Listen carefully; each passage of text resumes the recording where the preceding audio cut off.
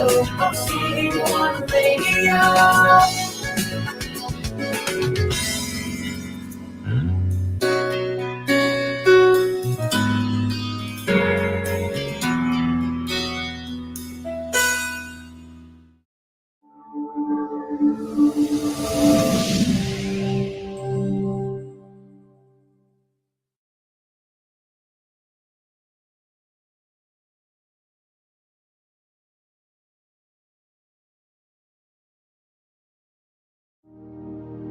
Our Almighty God, Creator of heaven and earth, Father and lover of our soul, you sit on your throne of mercy and rule with your love and faithfulness.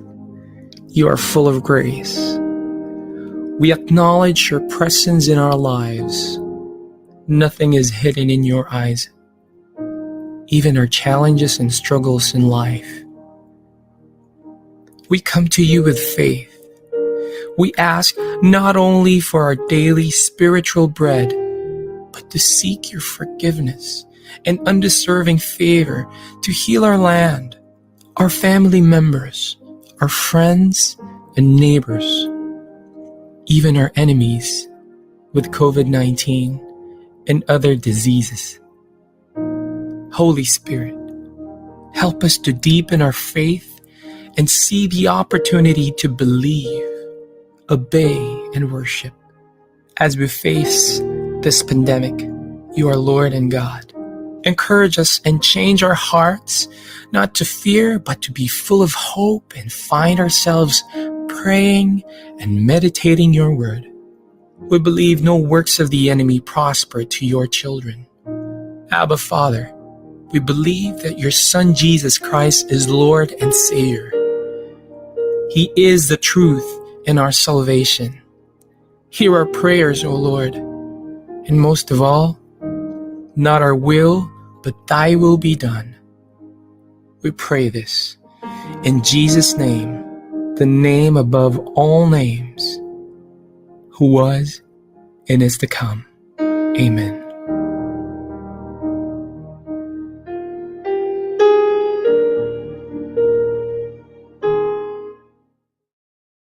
Naghahatid saya sa mga Pinoy, mga kanta at programang Tatak Pinoy. Napapanood at napapakinggan kahit saan ka man. Streaming worldwide. In South Manila, this is V81 Radio. Malayo ka man sa iyong pamilya, dito ay hindi ka nag-iisa. Tiyak ito'y iyong hahanap-hanapin, dahil ito ang nagpapasaya sa atin.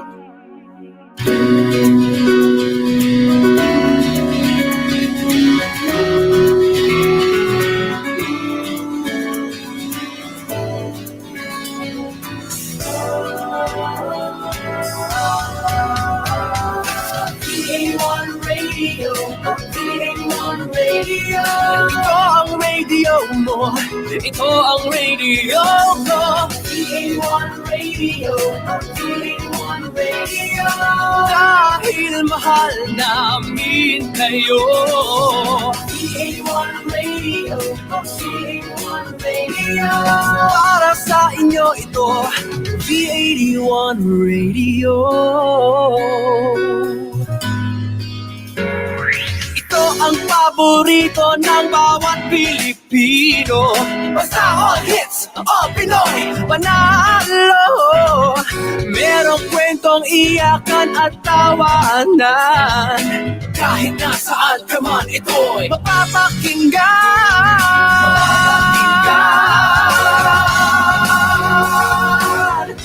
Oh, VA1 Radio, VA1 Radio. Ito ang radio mo, ito ang radio ko. VA1 Radio, VA1 Radio. Dahil mahal namin kayo. VA1 Radio, VA1 Radio. Para sa inyo ito, V81 Radio. VA1 Radio, VA1 Radio. Ito ang radio ko. Dahil mahal namin kayo.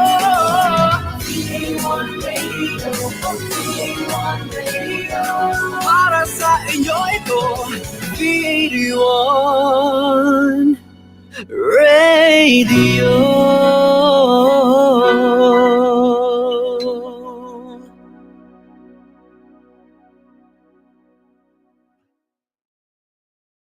The views and opinions expressed by the host do not necessarily state or reflect those of the company and its management. Furthermore, the views and opinions of the guests do not reflect those of the host, the show, this station, the management, and the network.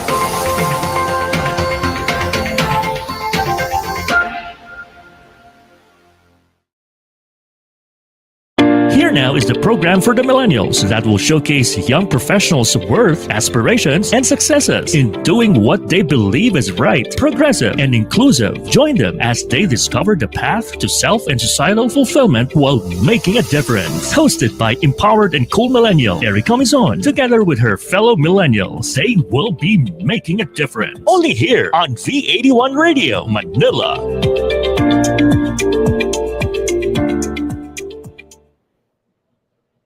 Good afternoon, everyone. You are now tuned in to Making a Difference. This is a show created to inspire and motivate the youth of today. My name is Erika Mison, and I am the host of Making a Difference here only on V81 Radio Manila. So last episode, we had one special and talented guest. We had Yuri Edulian. He is the founder and national president of Power of Filipino Youth, and he's also a volunteer under the National Youth Commission. So he just shared his experiences being a volunteer and being the founder of another youth organization that is just currently starting. I think they're just, if I remember correctly, they've been here for over a year. And by the way, if you do want to check them out, you can check them out on their Facebook. Just search for Power of Filipino Youth, or you can watch that episode and reach out to Yuri himself. You can watch it here if you're watching on Facebook, or if you're watching on YouTube, you can follow V81 Radio Manila on YouTube, and you can find all my episodes both on YouTube and on Facebook. So hello and good afternoon again to everyone who's watching here today. If you have any comments or any reactions, or just if you want to share some thoughts, please do use the comment section below. So before I introduce our first guest for today, I want to we want to show a video from the Street Classroom. So the Street Classroom is our featured organization for the season. Now, if you want to feature your organization here on Making a Difference, please do feel free to reach out to us. We are constantly looking for organizations to feature on the show. So for next season, we are currently looking for another organization. So again, shout out to the Street Classroom, volunteers, and of course to Kyle Atienza. Thank you guys so much for continuing to support Making a Difference. Now, for those of you who don't know what the Street Classroom is, we have a video of them talking about what they do. So let's roll that video, please.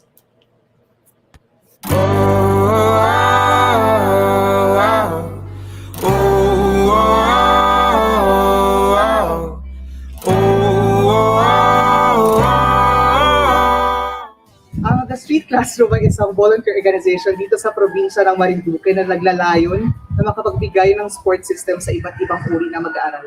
Ako po si Edita Monghis. May anim po akong anak. Kasapi po ako sa 4Ps. Talagang ang hirap ng kuan namin buhay. Kaya sobra-sobra ang hirap po bago pandemic pa. Ngayong pandemya ay inilunsad namin ang proyektong 4Ps para sa 4Ps, isang holistic approach project para sa mga poorest at mga poor Marinduqueños dito sa aming probinsya. Ito ay tumutugon sa mga pangunahing problema ng lipunan, pagkain, pangkabuhayan, pang-edukasyon at panatag na isipan. Ako po si Angel. Natulungan po ako ng Street Classroom na makapag-aral. Ngayon po ay malapit na ako mag-graduate ng elementary. Sa tulong ng ating pagtutulungan at pagbabayanihan, umabot na sa higit 5,000 Marinduqueño ang ating natutulungan at yun ay dahil sa inyo. Sa tulong mo, marami pa tayong maabot para sa bayan at para sa mga bata. Woo! We'll be back shortly, making a difference. Only here on V81 Radio, Manila.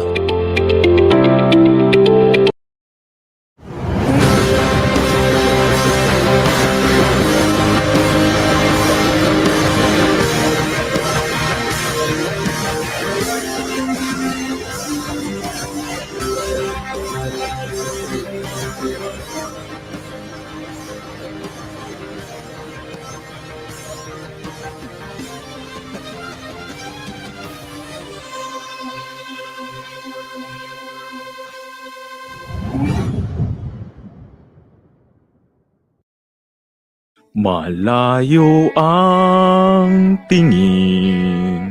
Malayo ba ang tingin mo? Sa hinihintay mong tricycle, uwing-uwi ka na ba? Kaya pa ng legs mo. Tricycle hailing app Para Hero is here to serve you. Through the Para Hero mobile app, you can easily book your tricycle ride within your community all day, every day. So whether you're at home, your favorite place, or gusto mo na talagang umuwi, ora mismo, Para Hero app is here for you. Just download Para Hero mobile app in Google Play. Register, it's that easy, and you're ready to book. Para Hero is initially available in BF Homes Parañaque and Las Piñas area. But soon, sa community mo din, malapit na po, Para Hero, para sa pasahero.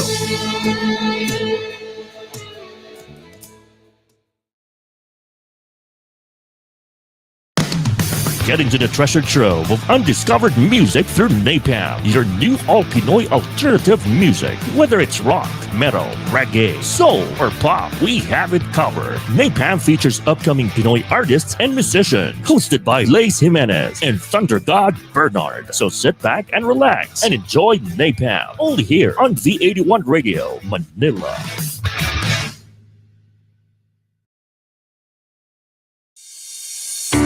It's a tough business out there. So many uncertainties, operational difficulties, deadlines.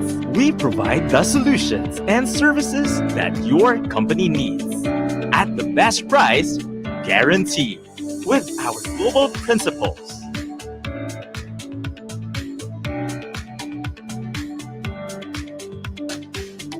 And experienced partners, we bring solutions to your current and future business. Inolution, supporting your business as always.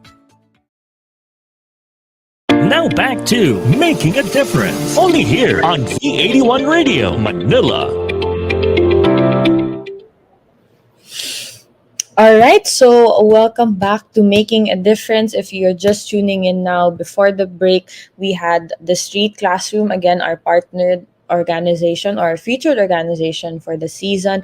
They just shared the video of what they actually do. So if you wanna check them out, if you want to reach out to them, please do message them on their Facebook page. So also, if you want to be our featured organization for next season, please do feel free to reach out to us on Facebook, and we would love to talk to you.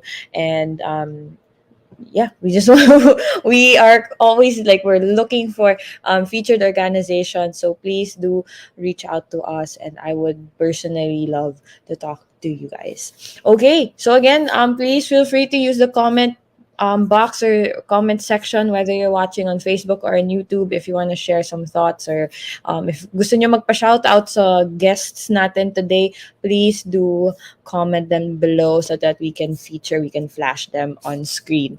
So for our first before I introduce again our first guest for today, I just wanted to share Para Hero. So Para Hero started as an initiative to help the tricycle drivers in our community gain work during this pandemic. So with this app, tricycle drivers won't need to wait so long in line at terminals or drive around the village, wasting time and gasoline just to look for passengers.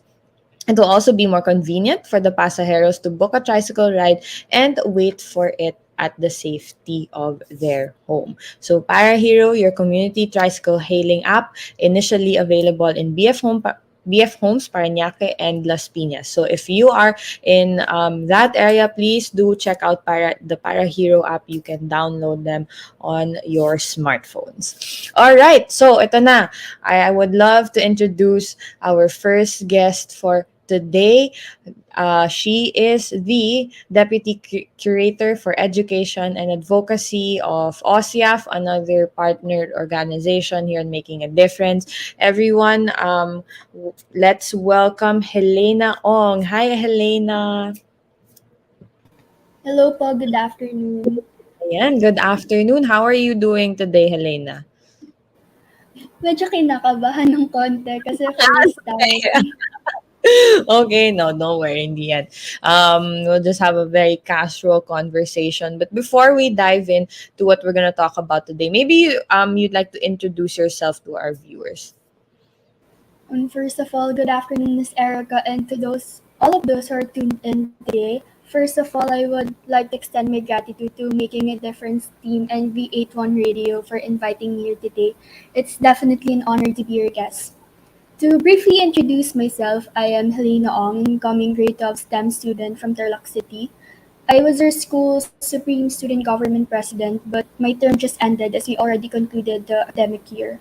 Currently, I am the Deputy Curator for Education and Advocacy of the online SDG Youth Action Forum, a youth organization advocating for the Sustainable Development Goals. Other than that, I am a member of the Student Council Alliance of the Philippines, a youth organization focusing on student rights. Lastly, I am part of Explain PH, a news media website led by the youth as their layout artist. Overall, I am merely a student leader, mostly advocating for SDG 4, which is quality education. Okay, thank you so much, Helena. As usual, our guests here on Making a Difference, they are very active, no? Especially yung mga kabataan. So, Helena, I just wanted to ask, since you mentioned that your term is done with the Supreme Student Government, maybe you'd like to share your experience. Was it your first time being in Supreme Student Government? Like, how was it for you? How was the experience? Actually, since I was in grade school, I am already part of our Supreme Student Government. I just worked my way up to the president position. So actually, last year, before my term as the president, I was the vice president, and actually it was hard for me to be part of the Supreme Student Government kasi in our school we have a lot of competitions, a lot of academic workload, so mahirap i-balance, but it's actually very fulfilling to be able to serve the students and of course to come up with projects and activities that will help them and also students outside our school. Okay. So wow, congrats. By the way, I mean like I can see that you really wanna be involved in student government. Grabe grade school pa lang. You really did work your way up and congratulations. I'm sure you did you had a very good term as president. Thank So now you. you're welcome. So okay. As deputy curator, actually, what do you do as deputy curator for education and advocacy overall? Basically, you have different departments in OSHAF. So, merong for finance, may for marketing, for publicity. So, for the education and advocacy, we mainly focus on featuring youth leaders. So, parang yung ginagawa ng Making a Difference. And we're also focusing on basically educating our member subscribers through activities and programs and posts sa Facebook group and Facebook page namin. So, actually, now we are working on something. Magre-release kami ng essay writing competition for the youth. So, yun yung project, isa sa mga project ng education and advocacy team. Yeah.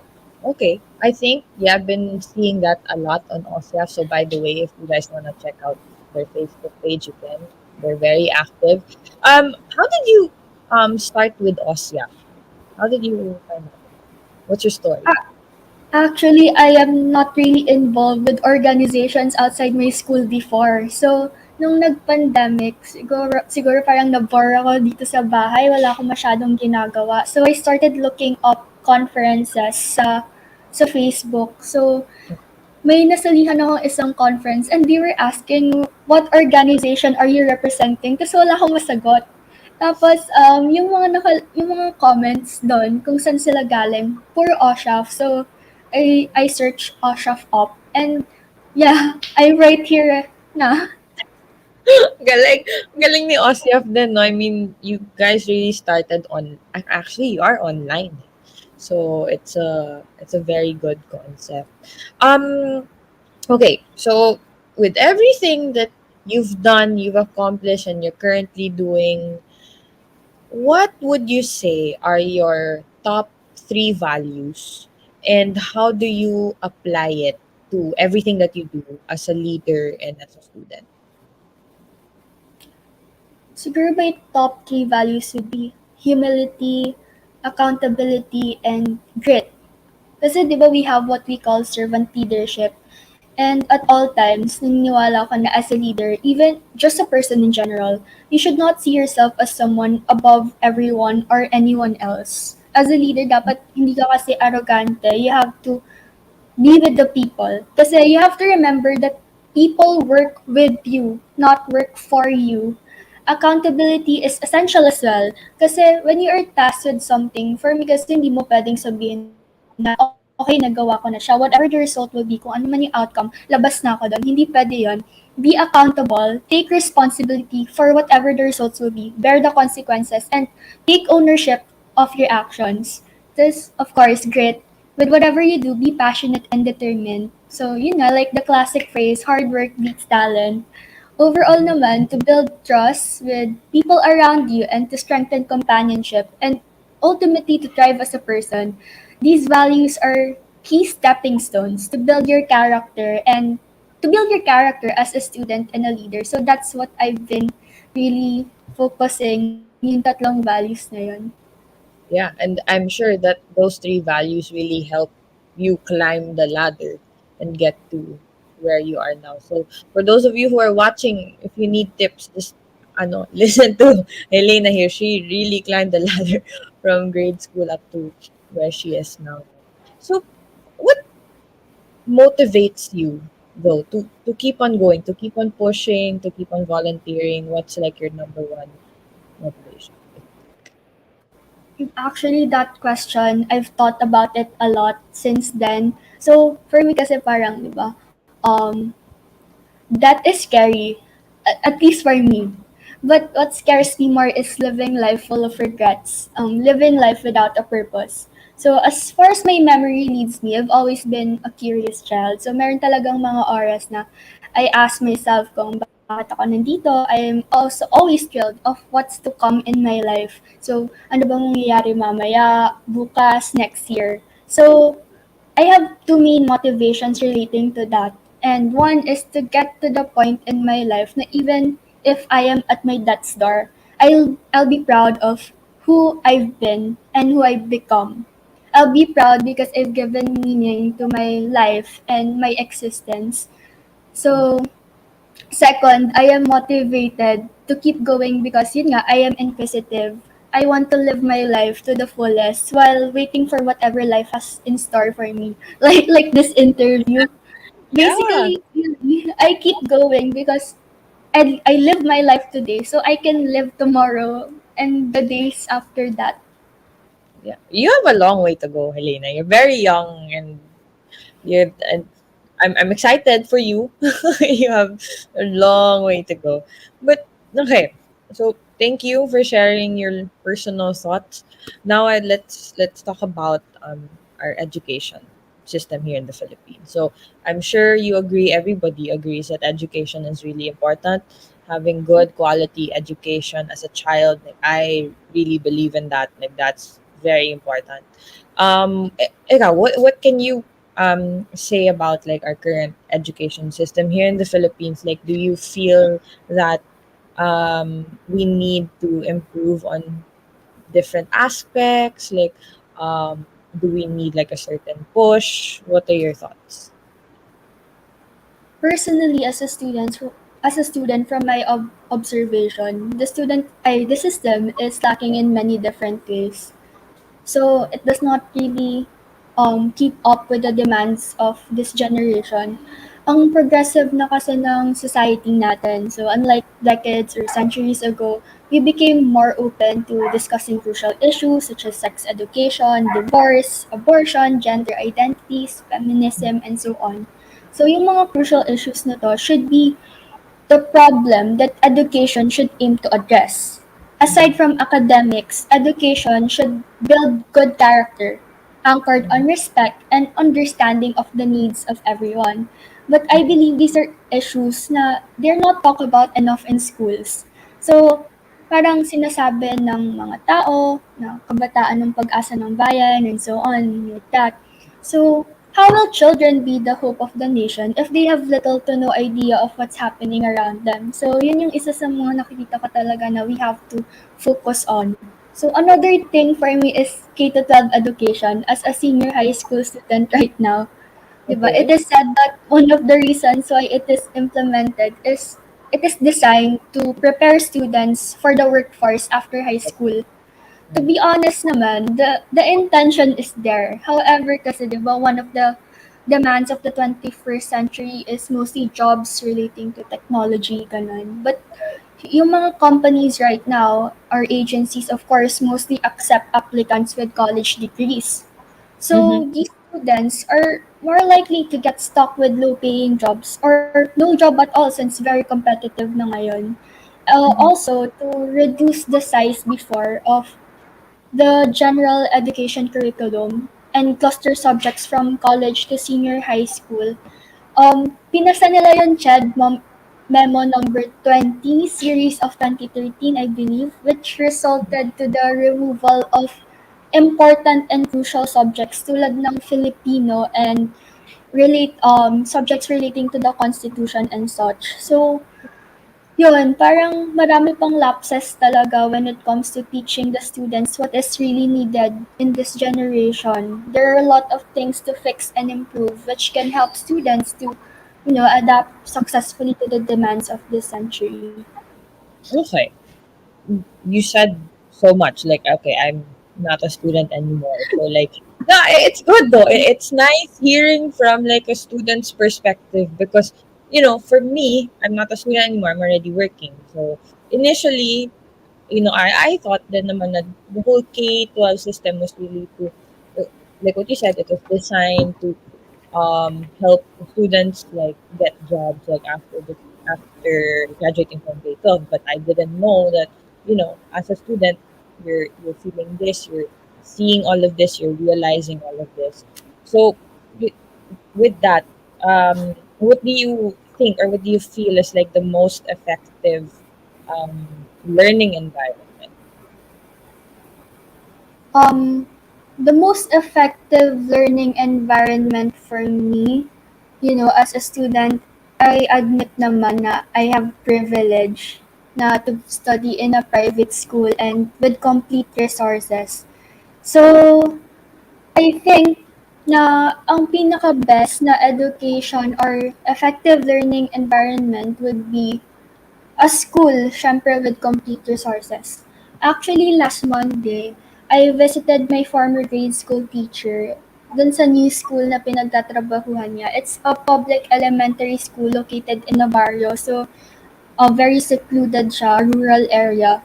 We talk about the students' conditions and, to summarize, one of their biggest hurdles is their lack of resources. So, yung iba hindi pa pumapasok kasi wala silang pencil, wala silang school supplies, tapos yung ibang mga modules mahirap kasi hindi na po-provide yung mga pangangailangan nila. And of course, sa amin, at least kami, meron kaming mga lab, meron kaming computer room, which sila wala. And yun nga, I cannot deny na I enjoy I enjoy learning because spoon-fed na lang sa akin yung mga pangangailangan na yun.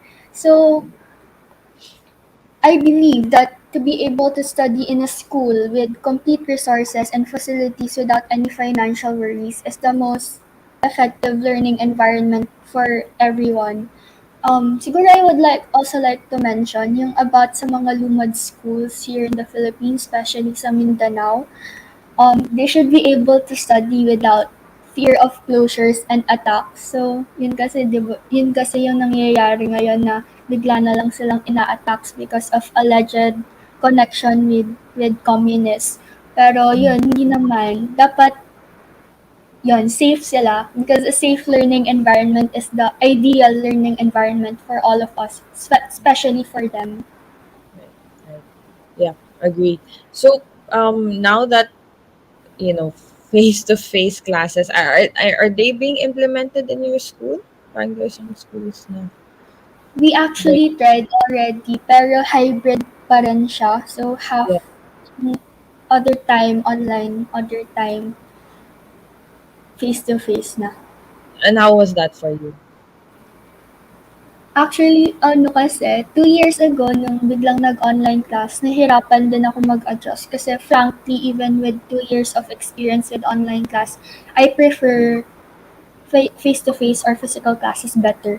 But Right. then, syempre, since nasanay na rin 2 years online class, nung trinay namin na mag-face-to-face classes ulit, medyo mahirap din para sa akin na mag-adjust. Mm-mm. Yeah, for sure. So it's really the adjustment. We're gonna nag-adjust na tayo, and then we're gonna adjust again. So completely understandable. Helena, I just wanna ask, uh, how important do you think is quality education for the community? Quality education basically building block ng community, building blocks of the community, foundation, pillar, whatever you call it. Kasi we are where we are today because of people's relentless drive to learn and apply those learnings. Quality education, yun nga, pillar siya of the community. So without it, we would not have gone far. Wala tayo ngayon at hindi natin mararating yung ganitong klaseng pamumuhay, like with all the technology and all the stuff we have today, medicine, engineering, the way we eat, the way we communicate. We owe everything really to education. So to move forward and progress as one community or as one nation rather, education is really essential. It is our stepping stone. Right. And with that being said, how would you motivate the people, especially the viewers watching you now, to be more inclined to promote quality education? What would you tell them? Most of us, if not all of us naman, siguro want to live comfortably in a far better world, in a far better situation kung anong meron tayo ngayon. However, in order for us to comprehend what it means to lead a pleasant life, we must be aware of the difficulties and obstacles that lie on the opposite side of the equation and, of course, work together to conquer them. We need quality education, that involves each and every one of us in the community in order to live the semblance of a life. So as a student leader, I will do my best, syempre, to use my platform at OSHA, at my other organizations, to involve more people and, of course, increase their awareness. Doon naman nagsisimula yan eh. Magiging aware ka and ultimately, you would want to get involved.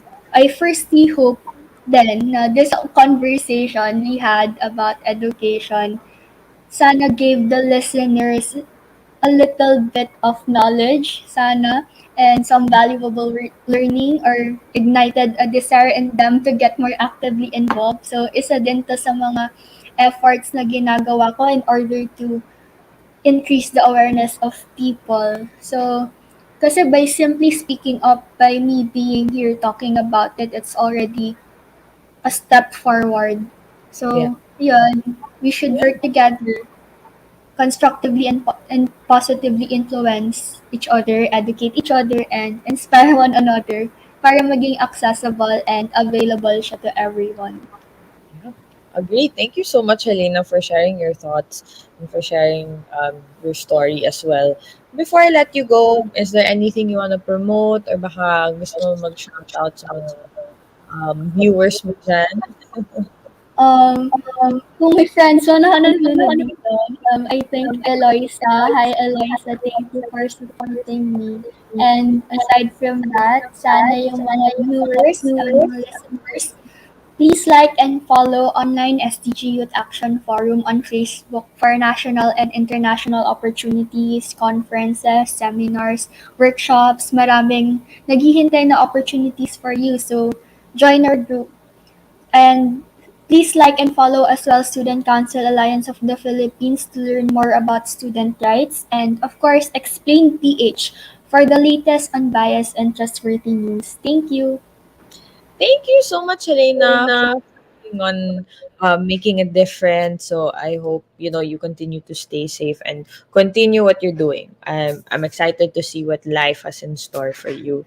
So thank you so much, Helena. I'll talk to you soon. Bye.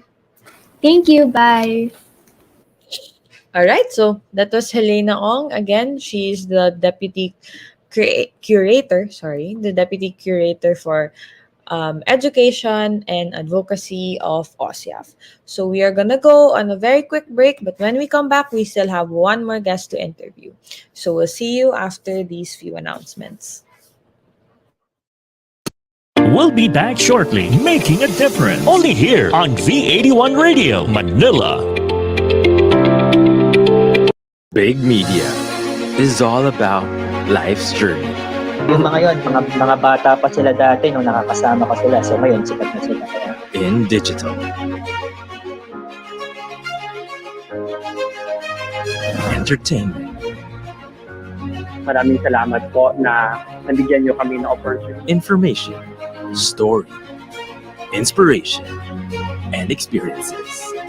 Whenever, wherever you want, welcome. Join us as we push the boundaries of possibility here with Big Media. Welcome to Pride and Proud Asia, Asia's first online radio show that champions LGBT contribution and leadership in business and in our country and the region. Hosted by the Philippine LGBT Chamber of Commerce, visibility, representation, and empowerment. This is Pride and Proud Asia. Happy Pride!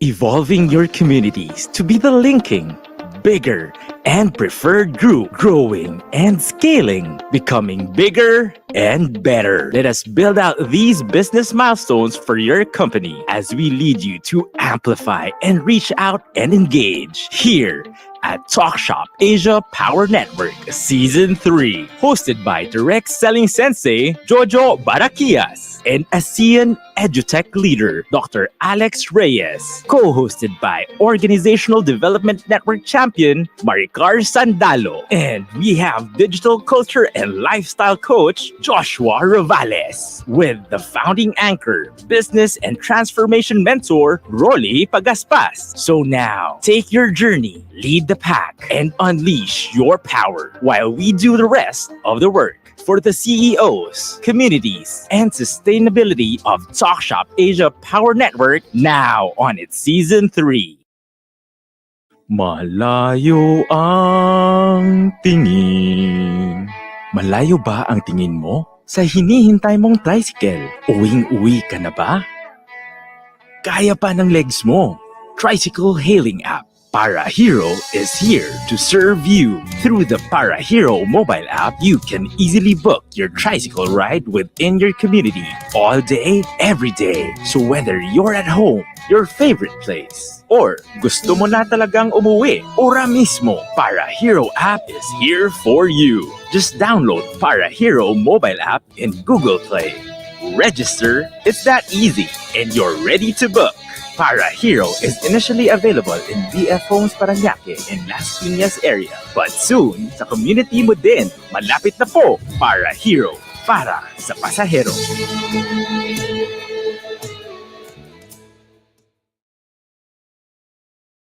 Now back to Making a Difference, only here on V81 Radio, Manila. Welcome back to Making a Difference. So if you are just tuning in right now, before the break, we had our first guest for today. Her name is Helena Ong, and she is the Deputy Curator for Education and Advocacy under OSIAF. So again, if you want to check out the online SDG Youth Action Forum or OSIAF, our partnered organization here on Making a Difference. Please do check them out on Facebook. So we have another guest for today. He is also part of OSIAF. Actually, he is another deputy curator, but this time for opportunities and partnerships. Everyone, please welcome our second guest for today, ANDREI Barredo. Hi, ANDREI. Hi, Miss Erika, and I'm so happy that I am here sa Making a Difference and V81 Radio Manila. Hi, Andre. Nice to meet you, and thank you so much for being on the show. Very excited to talk to you also today. So, before we start our conversation, maybe you'd like to introduce yourself to the viewers, and feel ko marami kang fans today. I'm Andre Barredo from Region 5, Catanduanes, and I recently graduated from senior high school, and when it comes to leadership naman, ako po yung Supreme Student Government President ng school namin, and also sa federation, sa division federation, and also I am the deputy curator for opportunities and partnership ng OSHAF, and recently just got selected sa National Youth Commission Mental Health Youth Hub as mental health youth coach. So yun pa. Wow, congratulations. Wait, sorry, can we talk about that for a bit? So what will you be doing as a mental health coach, tama ba? Yeah. Basically, coaching session, like if yung mga may magre-reach out sa page ng mental health hub, is parang kapag ano to, i-aalok namin sila, or hindi naman i-alok, they will go to us para if they want for coaching, we will be there for them to coach, and we were trained for 3 days kung ano dapat yung gagawin namin and such. And also besides sa coaching, we will be doing events under the NYC Mental Health Youth Hub. So basically yun po yung ginagawa namin as youth coaches sa hub na yan. Galing. So when will this start, or is it currently running? Because I've never heard of this. This is the first time I'm hearing. Actually, we are the batch 3 na po ngayon. So Oh. there are batch 1 and batch 2 na. And may mga projects na sila, may mga webinars na din po sila na mga webinars na na-attend na. It's about and yung webinars ng mga past batches is parang talagang relatable within kung anong month, like halimbawa pag February, yung webinar is about love, and pag ano naman kapag um June is about Pride Month and such, kung ganun. Okay. Woo! Congratulations. That sounds like a very interesting coaching, mental health coaching path. That's how you put it, no? Okay, so you're also involved in student government, but you graduated already, so that means your term is also up. Tama ba? Yes po. Yeah. Okay. So how is it like naman also for you? I'm gonna throw the same question. Like, how was it for you being in the Supreme Student Government? How did you balance, studying, being in student government, president? That's a big position, diba? And Yes. and being and volunteering outside of school. How was that like for you? On my end naman po kasi, our school is so small na we only have 300 plus students, na kapag halimbawa magkasama kayo in 6 months, is talaga makikilala mo na yung faces na parang, oh, siya to, si ganito, ganito. And on my end naman po, yung kay HELEINA is parang grade school pa lang, is parang involved na po siya sa student leadership. While me, I always try to get in, pero hindi po sa akin nabibigay yung opportunity. And Yeah. hanggang sa last 2 years ago, before pandemic, I tried to run again for the vice presidency ng school namin, and fortunately I won. And yun, nagka-pandemic, so may mga plans na naudlot. and hindi na ano to na nagawa kasi nga pandemic is parang may constraints din talaga sa environment, and hindi pa namin alam kung how to work with online setup na hindi face to face. And the another year, I mean, during the pandemic, I discovered youth organization. So dito ako nag-create ng own opportunities ko for myself with the help of the organization, and also OSHAF. Talagang OSHAF really helped me to gain network, to join to opportunities. I mean, yeah, opportunities na binibigay nila sa akin, like webinars, summit, and recently nga the OSHAF gave me an opportunity to be part of the Kabataang Superhero by UNICEF and the Office of the Civil Defense. It is a fully funded event, so it was such an amazing opportunity for me. And dun Galing. nga sa going back to question, kasi layo Yeah. po ako. Go ahead. Um, wala po akong masyadong nagawa, I'll be honest with that. Pero I did try my best to come up with transparency board, which Yeah. will be using sa division, and I am willing to kumbaga ipasa ito sa successor, Successful, yes. willing po ipasa store, and not just in my school but also to the division federation. So parang I am willing to pass it and to help them also, kasi may mga plans po talaga na hindi na isa katuparan because of this pandemic. So super hectic po talaga nitong pandemic. Oh, it is. It is. It changed a lot of our lives, and but props to you for still trying. I know mahirap nga. Mahirap for students, especially you being the president of Supreme Student Government in your school.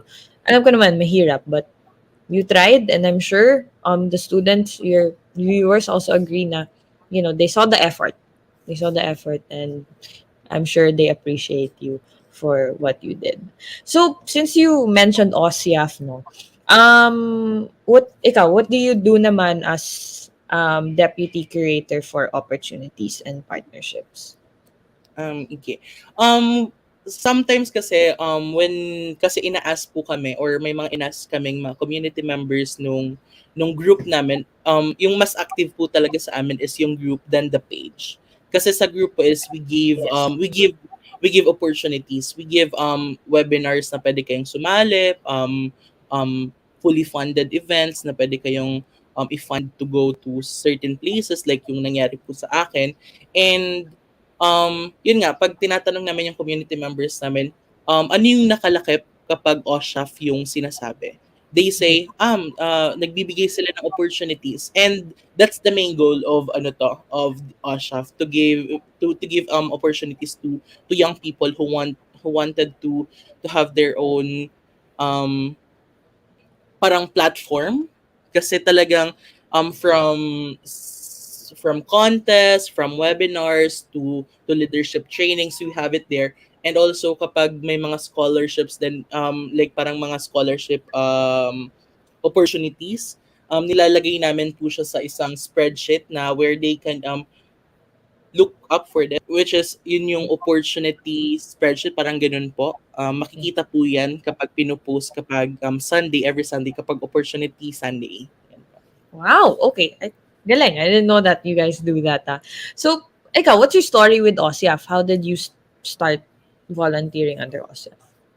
Yes po.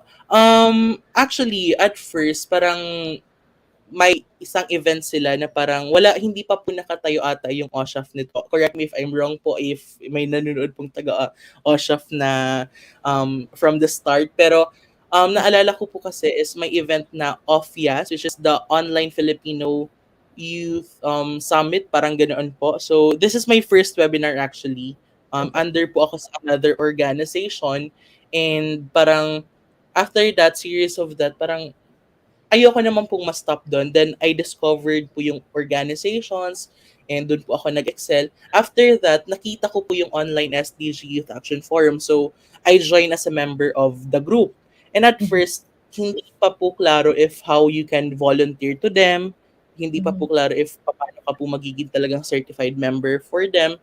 until yun nga po, nag-open po sila ng application for volunteers. Then I applied, so under po ng ano to, ng ng ONP or the Opportunities and Partnership, I applied as a volunteer pa lang Mhm. po. And parang few months after that is parang they open na naman po for the deputy creators position, which we undergo for I don't know how months po kami nag-undergo ng training before we go to this position. And yun po yung naging kwento ko sa OSHAF. And to add lang po pala kung ano yung ginagawa ko sa ONP.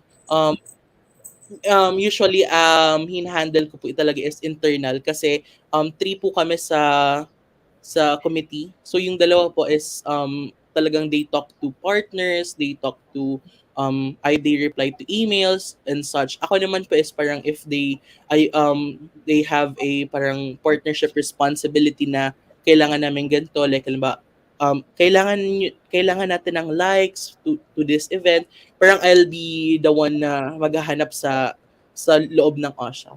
Yun pa. Okay. Got it, got it. Okay, ang dami yung ano kasi, different roles and different committees. So, just so everybody knows what you do then, no? Okay, so, Andre, I want to know, what are your top 3 values? And how do they apply to your work as both a leader and a student? Yes po. I'll want to to emphasize the responsibility. You enter specific duty or function, you should be responsible for it. Kapag na-assign ka and kapag nagpresenta ka na halimbawa, I'll do it. Kailangan mo maging responsible and kaakibit na din po nun yung is accountability na tinatawag. So kagaya din po yun kay HELEINA. And also po compassion.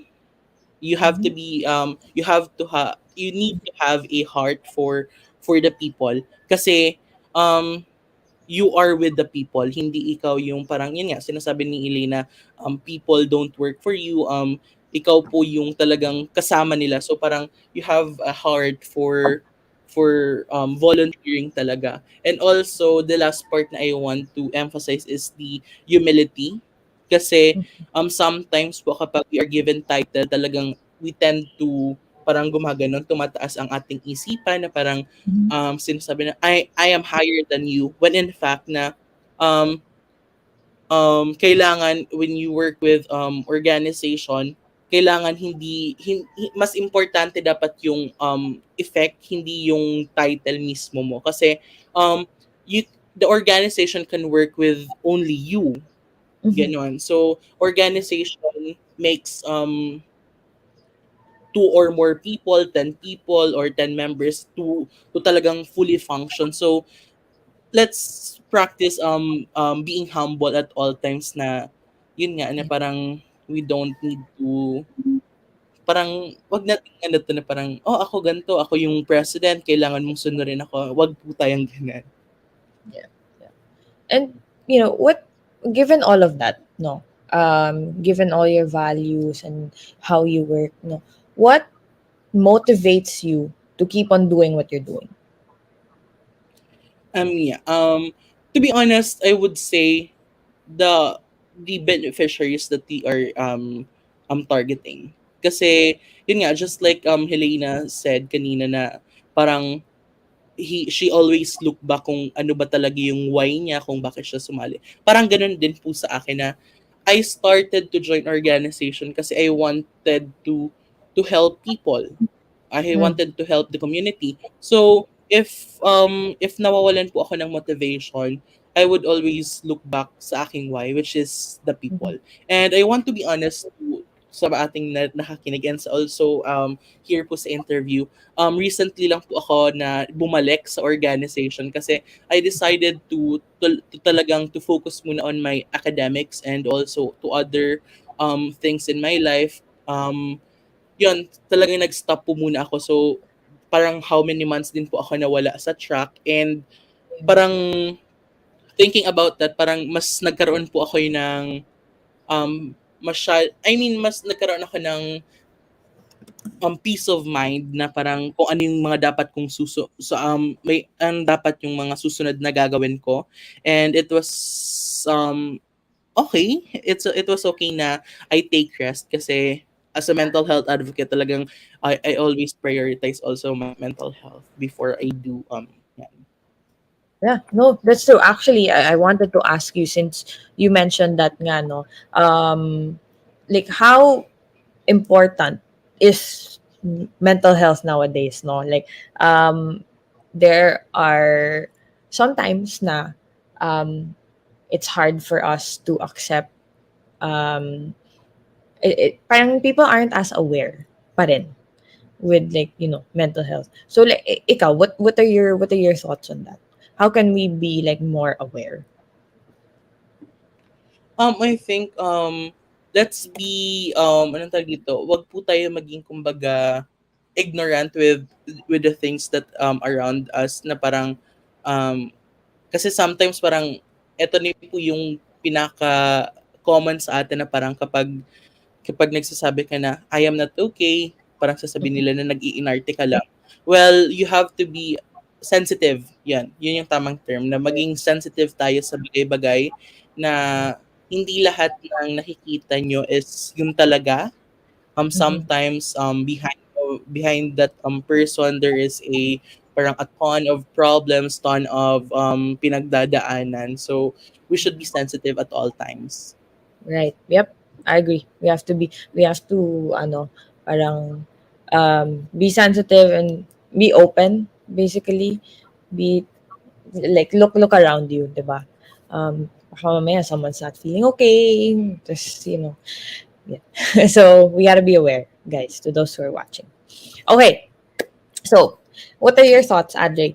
Do you currently here in the Philippines, like, do you feel like we're given that, no, given everything you've said, do you feel like we are progressing, or like, what are your thoughts, no, what can we do to further improve like our progression? Where do you see our country actually? Ang lalim ng question, no. But like, ikaw as a student, like, where do you see our Yeah. country? Ang main advocacy ko po talaga is the gender equality, mainly focusing on LGBTQ plus community, and also the mental health. So yung tanong niyo po, Miss Erika, which is kung progressive ba yung country natin when it comes to this issues, I would say na not yet. Parang hindi siya progressive, pero may mga bagay or may mga certain ways na talagang nag-i-improve, pero hindi totally na nagpo-progress. Kasi sometimes they say na that they are allies of the community, they are allies of the mental health.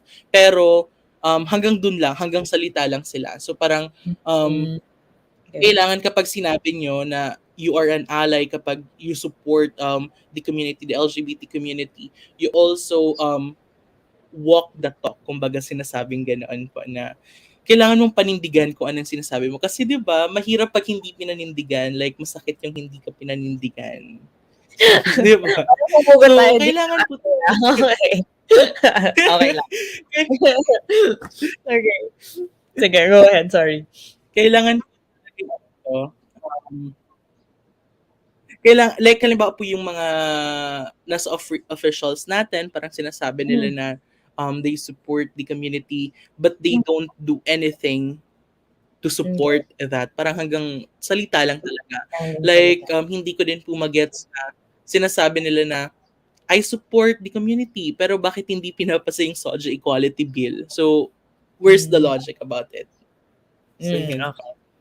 I see where you're coming from. So, ikaw, like, how does it, and say, given all of that, no, how does that make you feel? I mean, for me naman, talagang kung sino man po as a staunch advocate for these communities, for this advocacy, talagang it is sad, and hindi pa naman umaabot sa punto ng anger, kasi parang Right. mahirap naman po yung eagerness na yan. Hmm. Pero True. nalulungkot po tayo kasi um, um, nandito tayo to give life, and we also deserve to be treated like the same with other people, like the men and Yeah. women. Parang ano to, parang we need to be equal kasi right now may mga presidents na naging babae, may mga kakilala na akong True. congresswoman who is trans women. So parang why can't we give same kung anong meron yung sa kanila sa community namin. So parang we need also protection kasi sometimes yun nga walang ano to, walang protection. So yun po. Mm-mm. So, what are your thoughts on like equality? Because I know even in the workplace, right? I'm sure you've heard of that too. Yes. What are your thoughts on that? Sometimes po kasi like parang yung equality dito sa ating Pilipinas, we before we take a bigger step, let um let us start with educating ourselves. Let us Okay. start educate the community kasi parang okay, you will make a big step, like parang okay, I will be having a forum with this leaders. What if this leaders is not yet open or is not yet educated when it comes to the gender equality? So wala din mapapatunguhan yung parang forum or yung pag-uusap ninyo. So that's why po I am thinking right now, or yun nga po, currently nahihirapan po ako ngayon kasi I am currently planning to rebrand my organization, yung other organization, which is the Youth Can Do Okay. It organization, to be more specific organization which really educate people about gender equality. So if you are an advocate for gender equality, nag-promote na po. Pero yun nga, if Go. you are a staunch advocate for gender equality, please do message me sa aking social medias so we can talk about this and I can present to you what I have stored. So yun po yung talagang first step natin, parang yung education or educating other people about equality. This will be the stepping stone para mas magkaroon ng bigger progression. And also Okay. po, sometimes kasi, why did I say na parang educating the community? Kasi po, may na-encounter po ako na Mhm. parang sinasabi ko na we need to be equal. Hindi niyo po ba alam yung equality? Like I am trying to educate them what is um um equality. Then sinasabi nila, so kapag ganito yung lalaki, so ganito din dapat yung babae. Yung parang nakaka-insulto po bang balik. So Mhm. that's why we really need to educate them what is equality really means. Kasi iniisip nila na kapag halimbawa, so kapag nagpakalbo ang ano to, ang lalaki, magpapakalbo din yung babae? Yun ba yung equality na sinasabi nila? So parang, ha? So parang, yun. Okay. No, I understand. I understand where you're coming from. No. So, um, you mentioned that word education, no? And that was also brought up with um, my talk with Helena, no? So for you, how important is that? How important is education for you? Especially now, you're a student. You see everything that's going on. Again, I told Helena I'm working already. So, hearing from a student, different perspective. So how is that important to you? And what would you tell your viewers also as well now? Like, how will you talagang motivate them, no? Na, hey guys, education is important. It We need this. Yan. Education also means awareness. Mm. So if we educate ourselves, we learn how to be aware with what's happening in our surroundings. So parang um talagang siguro I would say sa education system is parang kailangan natin magdagdag ng other ways na parang we can learn on gender identities na parang ganun. Kasi sometimes, nasa isang part lang siya ng libro. Isa lang siyang lesson. Like lesson 1. At hindi pa siya yung highlight ng chapter sa libro. And also dun sa sinasabi nga ni Helena na sex education. So, yun nga, parang ano tawag ito? Nadadamay yung community, yung LGBT community when it comes to STDs or HIVs. Kasi parang they will say na parang gays is the parang taga-ano ng HIV. So kailangan din natin to educate them kasi konektado no po sila eh. Like if we educate them sa about sa sex education, mako-connect natin yung pag-educate sa kanila when it comes to the community, the LGBT community. Yun po. Okay. Andre, what do you think are things that we can improve on to help our country be more progressive? I think number 1 is to pass the social equality bill. Yun talaga. Pass the social equality bill now. Doon tayo magiging more progressive kasi kapag na-aprobahan ito, mas makikita ng ibang tao na the government supports us. The government or the senators support us, the president support us. And after this, parang mas mapapagkatiwalaan na namin yung gobyerno na they will protect us instead of discriminating us. Kasi, yun nga, that's one step closer sa pag-achieve nung equality na sinasabi or pinaglalaban namin. Okay. Last question. Ikaw, how would you motivate people, your viewers, people watching today? Like, what advice would you give to them? Or do you have like a message of message of hope? Message of hope. what would you tell them? To the community po ba or to the Well, to everyone who's watching actually. Okay. To everyone who's watching, wag po tayong matakot to be an ally. Kasi being ally doesn't mean that you are gay, that you are lesbian, that you are trans or anything. Being ally means that you are supporting us, you are fighting with us. So if you love us, if you support us, please be an ally, a strong ally na kayang ipaglaban yung community, and also sa ating brothers and sisters sa community, wag po tayong matakot to fight for our rights kasi karapatan po natin 'yan. And or not anyone should parang walang tao or walang kung sino man ang pwedeng makakuha niyan sa atin kasi we deserve that, and sa atin 'yan. So yan po. Andre, before I let you go, is there anything you want to promote? I mean, you can also invite the people to your org, join your org, or baka may gusto magpa-shoutout dyan kay Andre. You wanna say hello to your friends and family members. I give you the floor. Yes po. I want to shout out my friends.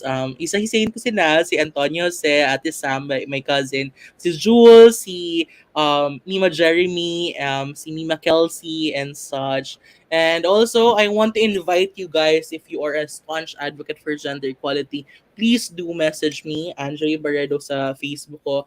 Ang profile ko po is graduation picture ko po, so hindi po kayo mahihirapan dyan. And let's talk about it. We need manpower, or I need manpower kasi ako pa lang pala yung nandun sa ano to. So I need manpower for that para ma-launch natin siya hopefully sa Pride Month next year. So that's my target or target date to launch the event. Okay, so you're still starting it pa lang, as in now. Actually, I submitted it sa isang training or workshop, which is the Leaders Unite. It's around leaders around Southeast Asia.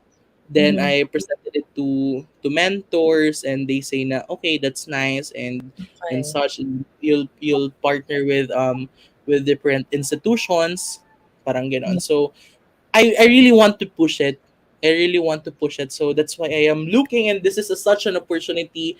This is such an amazing opportunity na makapag-plug sa Making a Difference show. So sa V81 Radio Manila. So if you are a staunch advocate, please, please, please, please do message me on my Facebook. So para at least talaga may makatulong na ako to have a progressive community, and yan. Yan lang po. Thank you so much, Andre, for giving time and sharing your thoughts and your experiences to the viewers.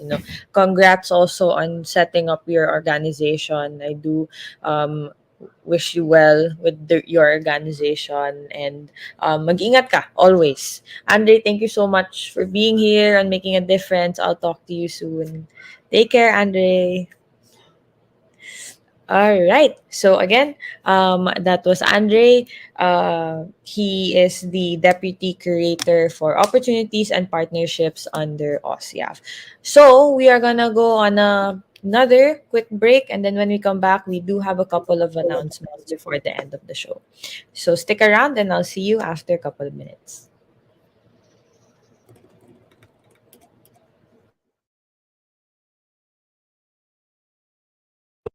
We'll be back shortly, making a difference. Only here on V81 Radio, Manila.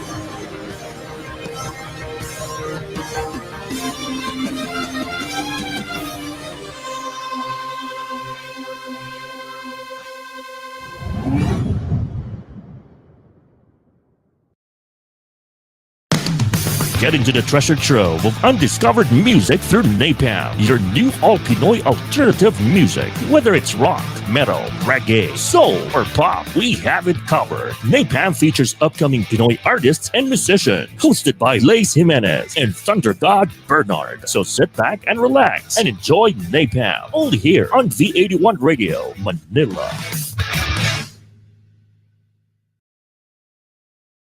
Are you looking for a solution to address injuries using an advanced, non-messy method? EverCryo is here for you. A good way to address injuries and inflamed muscles. EverCryo. Introducing the medical treatment for a range of physical alignments. EverCryo Compression Therapy System. A system that is easy to use. Quick and easy to set up for fast relief from pain and quicker recovery from injury or surgery. Perfect for anyone who experiences frequent pain or inflammation in a certain area of the body. Wrap on and get some cold compression therapy. EverCryo, an innovative therapeutic system to heal comfortably, less the mess.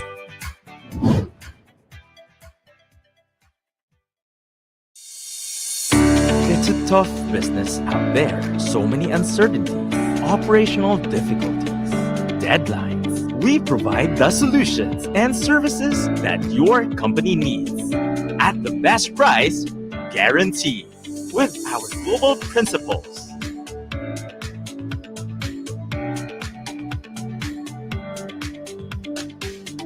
And experienced partners, we bring solutions to your current and future business. Inolution, supporting your business as always.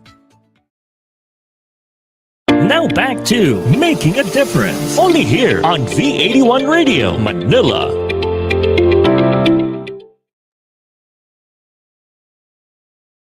Hello, back to Making a Difference. All right. So, before we end the show for today, if you're just tuning in now, hello, and we're about to end the show. But don't worry, you can find this episode and all my other episodes on Making a Difference Facebook page and V81 Radio Manila's YouTube channel. So if you missed out on the interview today, don't worry. After this live, it will still be on those platforms.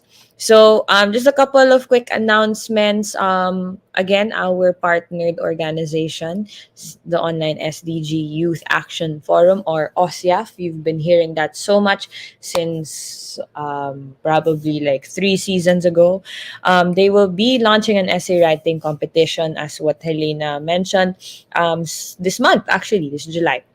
So they are encouraging the youth, so you guys, to stick around the organization's Facebook group and page for other updates. So again, if you want to check them out, it's Online SDG Youth Action Forum, or OSYAF. So there are several conferences and symposiums, both national and international, that you can actually join for free. So there's one, the United Nations Economic and Social Council, so that's ECOSOC, UN ECOSOC, will be conducting the esteemed high-level political forum 2021 this July 5 already to 7. So that's Tuesday to Thursday, and July 11 to 15, that is Monday to Friday, from 7 p.m. to 2 a.m. via online.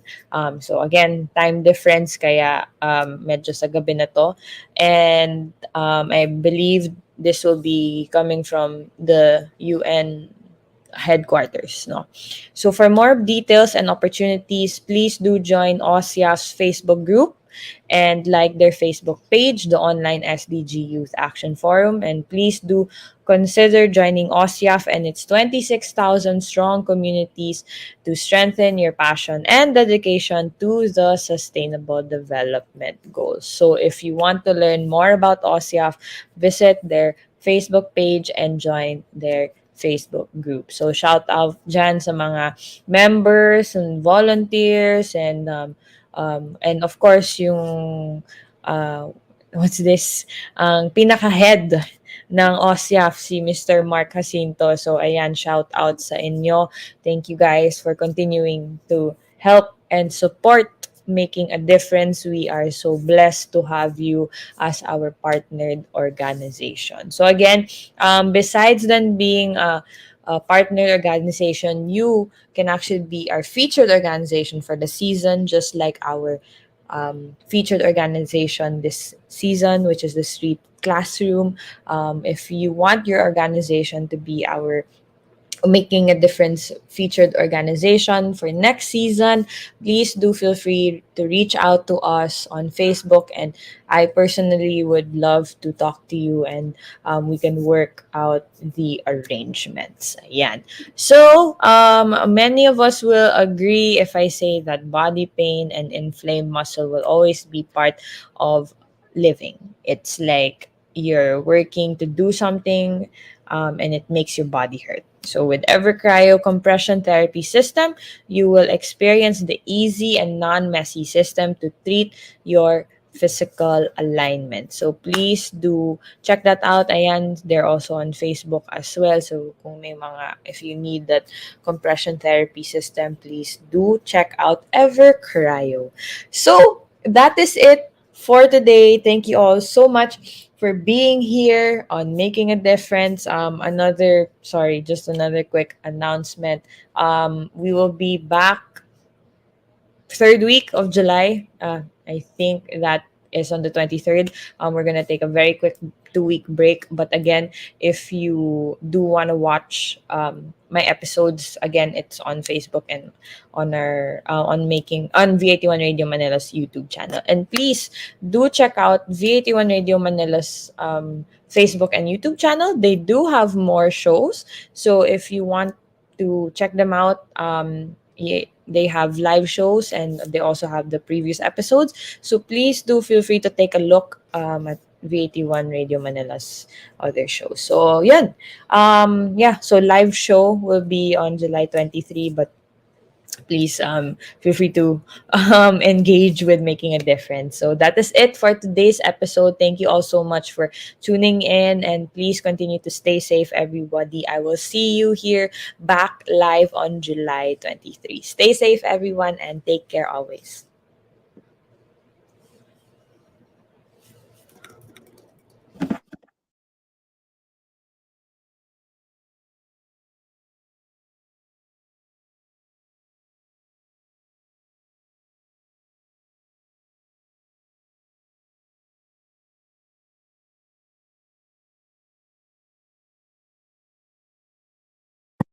the program for the millennials that will showcase young professionals' worth, aspirations, and successes in doing what they believe is right, progressive, and inclusive, making a difference. Making a difference. Join them as they discover the path to self and societal fulfillment while making a difference. Hosted by empowered and cool millennial Erika Mison. Together with her cool millennials, they will be making a difference. Every Saturday, 1 p.m. Philippine time. Only here on V81 Radio, Manila.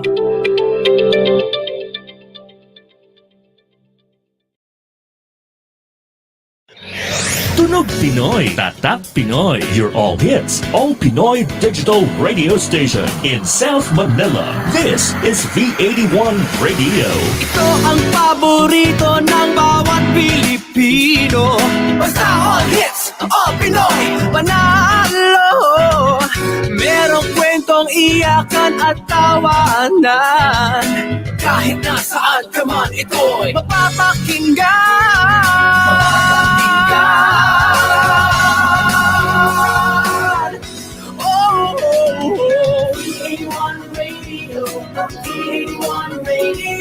Ito ang radio mo. Ito ang radio ko. V81 Radio. V81 Radio. Dahil mahal namin kayo. V81 Radio. V81 Radio. Para sa inyo ito. V81 Radio.